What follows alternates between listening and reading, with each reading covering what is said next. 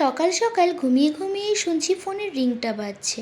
ঘুমিয়ে ঘুমিয়েই ফোনটা রিসিভ করাতে ফোনের ওপাশ থেকে মা বলে উঠল, এখনও ঘুম থেকে উঠিসনি বাবু, উঠে পড়, আজ একটু পুজো দিতে যাব, স্নান করে রেডি হয়ে নে।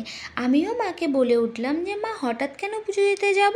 তো মা বলে উঠলো যে হঠাৎ বলে কোনো কিছু হয় না, আজ মন চাইছে পুজো দিতে যাব, তাই বলছি রেডি হয়ে নে, পুজো দিতে যাব। তো আমিও আর মাকে কোনো কোশ্চেন না করে সকাল সকাল স্নান করে একদম রেডি হয়ে নিলাম। আর এইদিকে সোনা পাপাকে রেডি করিয়ে দিয়েছে তোমাদের দাদাভাই। তোমাদের দাদাভাই যাবে না, যেহেতু অফিস আছে, ও অফিসে বেরিয়ে গেছে সোনা পাপাকে রেডি করে দিয়ে। আর আমরাও দেখো একদম রেডি হয়ে নিয়েছি। রেডি হয়ে এখনই কিন্তু আমরা বেরিয়ে পড়বো। আর কোথায় আজ পুজো দিতে যাবো সেটাও তোমাদের সাথে শেয়ার করব। তার আগে বলে নিই, হ্যালো এভরিওয়ান, তোমরা সবাই কেমন আছো? আশা করি ভালো আছো। আমিও খুব ভালো আছি। আমি পাপিয়া, ইন্ডিয়া শিলিগুড়ি থেকে। আমার নতুন একটি ব্লগে তোমাদের অনেক অনেক স্বাগতম। এই যে দেখো আমার মা, আর মায়ের কোলে আছে সোনা পাপা। এতক্ষণ তো ভাবছিলে যে সোনা পাপা কোথায়, আমাকে তো একাই দেখা যাচ্ছে। মা যেহেতু আছে তো আমার কোনো টেনশন নেই। তো মায়ের কোলেই ছিল সোনা পাপা। আর আমি আর মা শুধু না, আমার মেজদিও গিয়েছিল। বড়দি যায়নি, বড়দির যাওয়ার কথা ছিল, কিন্তু যেহেতু বড়দির ছেলের স্কুল ছিল, মানে আমাদের বড় পাপার স্কুল ছিল, তো সেটার জন্য ও আর আসতে পারেনি। তো আমরাই দু বোন মায়ের সাথে এসেছি পুজো দিতে। আর এইদিকে দেখো মা কিন্তু একদম রেডি করে নিয়েছে, সব পুজোর আয়োজন করে নিয়েছে। আর যেহেতু দিদি বড়, তো মার সাথে আগে দিদি পুজো দিবে, তারপর আমি পুজো দিব। আর তোমাদেরকে একটু বলে দিই, আজকে যে ভিডিওটা তোমাদের সাথে শেয়ার করছি না, এটা কিন্তু আজকের ভিডিও না, এটা কিছুদিন আগের ভিডিও। এডিটিংয়ের কারণে তোমাদের সাথে শেয়ার করতে পারিনি, তাই আজকে ভাবলাম তোমাদের সাথে এই ভিডিওটাই শেয়ার করি। আর দেখো তোমাদের সাথে কথা বলতে বলতে কিন্তু দিদির পুজো দেওয়া হয়ে গেছে, এবারে আমার পালা। এখন আমি পুজো দেব।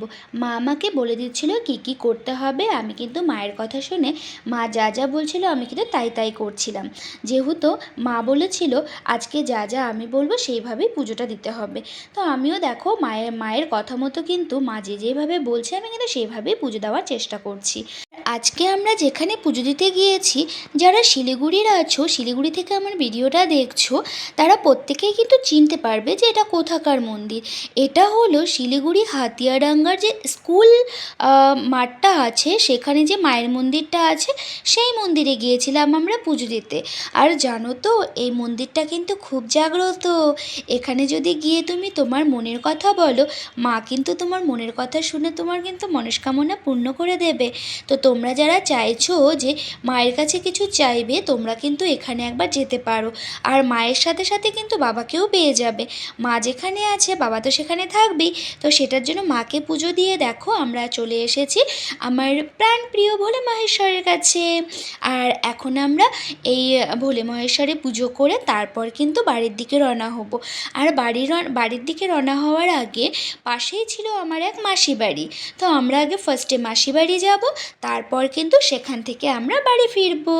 আর দেখো কথা বলতে বলতে কিন্তু আমার পুজো দেওয়া হয়ে গেছে। আর এই যে দেখো আমার সোনা পাপাকে, এতক্ষণ কিন্তু ঘুমিয়েছিল। আর যেই মাসির কথা বললাম না, সেই মাসির কোলেই ছিল। তো তার জন্য কিন্তু আমাদের পুজো দিতে একটু সুবিধে হয়েছে। ওকে বন্ধুরা, তোমাদের সাথে দেখা হবে পরের ভিডিওতে। ততক্ষণের জন্য টাটা। ভালো থেকো, সুস্থ থেকো। আর আমার ভিডিওটা যদি ভালো লাগে লাইক কমেন্ট শেয়ার করো।